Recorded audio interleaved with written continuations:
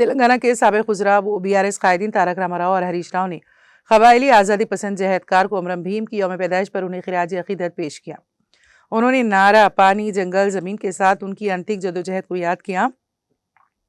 راما راؤ نے بھیم کو ایک قبائلی جنگجو اور بغاوت کے ہیرو کے طور پر یاد کیا جو عوامی جدوجہد کی علامت بن گئے۔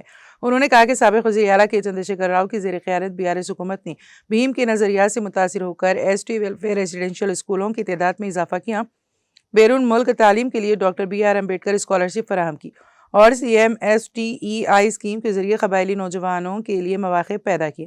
انہوں نے کہا کہ آصف آباد ضلع کا نام کومرم بھیم کے نام پر رکھنا، جودے گھاٹ میموریل کی ترقی اور حیدرآباد میں قبائلی کمیونٹی بلڈنگ تعمیر کرنا BRS کی جانب سے اس عظیم قائد کے لیے نمایاں خراج عقیدت ہے۔ ہریش راؤ نے بھی بھیم کے انقلابی جذبے کی ستائش کی اور ان کی زندگی کو آنے والی نسلوں کے لیے ہمیشہ کی تحریک قرار دیا۔